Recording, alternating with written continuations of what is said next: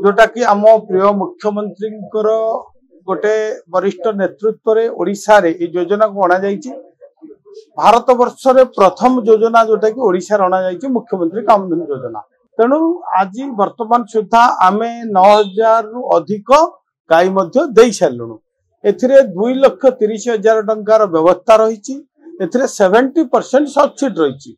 आमर चुक्तिनामा बा एमयू साक्ष्य रही। सेमाने आनिकरी एठी गाई दबार 4टी जोन ओडिशा रे करा जाइछि।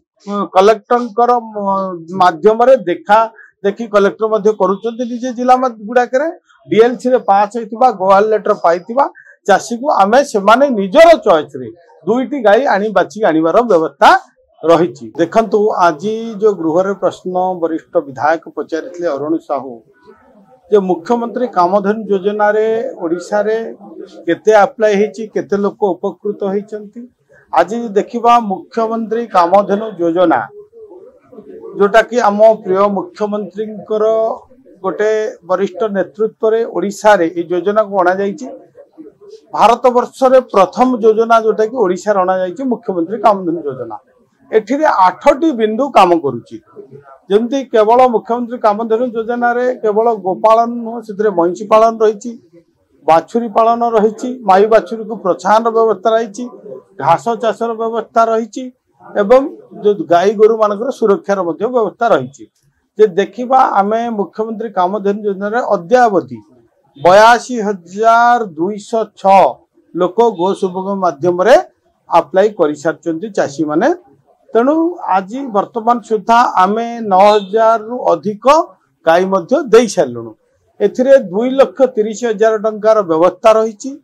एथिरे 70% सब्सिडी रही, जोटा कि 1,61,000 टंका गोटे चाषी सब्सिडी रे पाई परिवो।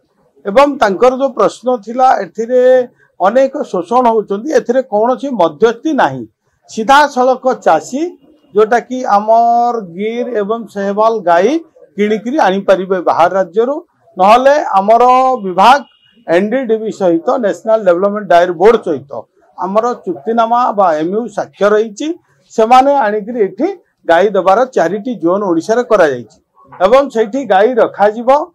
सेमानंकर परीक्षा निरीक्षा परे चाषी जो माने गोहाल लेटर पाइथिबे कलेक्टर जो रही कलेक्टर माध्यम देखा देखी कलेक्टर मध्य करूछन्ति निजे जिला गुड़ाकरे डीएलसी रे पास होइतिबा गोवाल लेटर पाइतिबा चाषी को आमे सेमाने निजर चॉइस रे 2टी गाई आनी बाची आनिबार व्यवस्था रही। केवल सेतिकी नुह सेमाने गाई आनिबे तापरे घास चाष करबा पई सेमानकु एकर पिछा 35,000 टंका मध्य देवार करा जाइछि। एवं विभिन्न जो अभियोग रोची आमर जो षंड माने बाहर बुलुचंती सेमानकर जो माने अनिरा बाछुरी व्यवहार हो पारुनी जे आमर वर्तमान जो आम रही एआई माध्यम रे आमे ताकू निश्चित कृत्रिम जो प्रजनन आमे 90% माई बाछुरी हेबार व्यवस्था करूछु एवं सेथिरे चाषी मानकु मध्य जो इंजेक्शन बा सीमेन नाम कहूचे सेथिरे सब्सिडी देवार मध्य व्यवस्था करा जाइछि। तेणु निश्चित भाव में जो रही आउ गोटे रही मुख्यमंत्री कृषि उद्योग योजना। यार मुख्य लक्ष्य रहुची जे ग्रामांचल रे कृषि कृषक को सशक्त करवा, ग्रामांचल युवक युवती मान को कृषक को रोजगार क्षम करवा। मुख्यमंत्री कृषि उद्योग योजना रे 1 कोटी टंका पर्यंत सब्सिडी व्यवस्था रही। आपण कुकुड़ा चाष करें, डायरी करें, छेली चाष करें, एथिरे अनेक प्रकार योजना व्यवस्था जा फल कि ग्रामांचल विकास हेले कृषि सहित जो आनुषंगिक कृषि माछ चाष कथा कहतु, कुकुड़ा चाष कथा कहतु, डायरी कथा बा आमर गोपालन कथा कहतु, प्रत्येक कथा यदि चाष सहित एगुड़ाक करा जाए ताले चाषीर आय दुगुणित हम। आमर जो लक्ष्य रही विकसित ओडिशा, श्रेष्ठ ओडिशा, समृद्ध ओडिशा जो मुख्यमंत्री विजन रही एवं प्रधानमंत्री को विजन रही 2047 भारत को एक श्रेष्ठ विकसित राष्ट्र परिणत करने ग्रामर विकास हेले कृषि कृषकर विकास हेले निश्चित भाव में विकसित श्रेष्ठ राज्य गठन हो पारिबो। ना देखंतु आगरु मध्य योजना होउथला जे केवल आम सरकार नुआ योजना करि नांदी। आगरु मध्य ए जो कुकुड़ा पालन, छेली पालन, गोपालन अनेक योजना होउथला, किंतु योजना गुड़िक कोठी ना कोठी बाट मारण हो जाउथला एवं से योजना निर्दिष्ट चाषी पाखे पहुंची पार नथला। जो माने मुष्टिमय लोक गाँव मुष्टिमय जो माने राजनेता पूर्व सरकार रे वरिष्ठ नेतृत्व नौथिले तांकर लोक माने तांकर बंधु बांधव पाखरे तांकर निर्दिष्ट दलीय लोक पाखरे योजना पहुंचुतिला।